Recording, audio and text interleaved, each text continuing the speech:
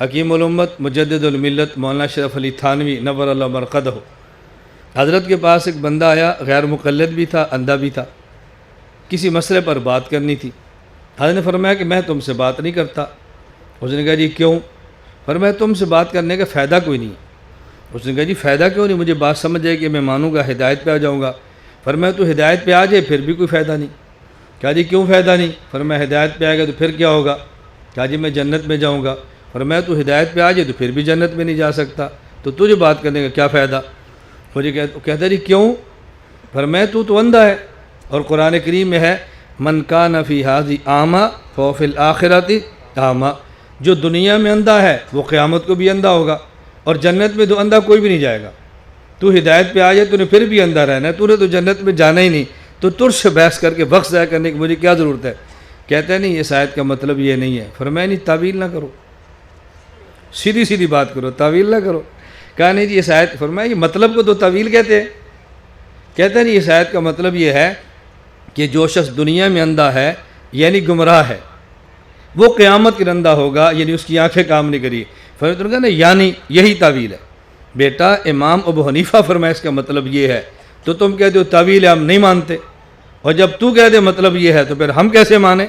اگر آیت میں تعویل نہ کریں تو تیرا جنت میں جانا ثابت نہیں ہو سکتا۔ آیت میں تعویل کریں گے تو تیرا جنت میں جانا ثابت ہوگا۔ اب اپنی باری آئی نا تو بات سمجھ آ گئی۔ اس نے کہا جی مجھے سمجھ آ گئی کہ امام ابو حنیفہ رحمۃ اللہ ٹھیک فرماتے۔ میں تمہیں کیسے بتاؤں امام حنیفہ کتنے بڑے آدمی ہیں؟ میں تمہیں کس درس سے بتاؤں امام کتنے بڑے آدمی ہیں؟ اللہ کے بندو سمجھو، میں بارہا کہتا ہوں آج بھی مدینہ منورہ جاؤ، رسول اکرم صلی اللہ علیہ وسلم کا روضہ مبارک آپ جا کے دیکھا کرو۔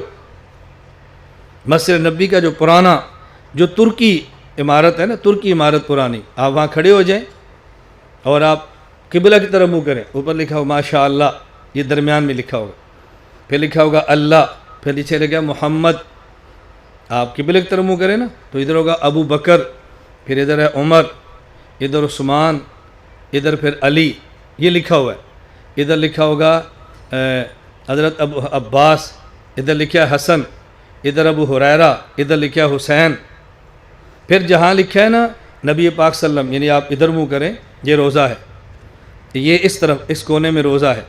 جب روضے کے سامنے آپ پیچھے دیکھیں گے جو خالی جگہ چھتریاں جو بند ہوتی ہیں کھلتی ہیں، پہلی چھتری، پھر دوسری چھتری، پھر پیچھے جو نیا حرم بنا ہے اس کی وہ برآمدہ ہے، اس کا پہلا ستون دیکھو تو لکھا ہے نعمان بن ثابت۔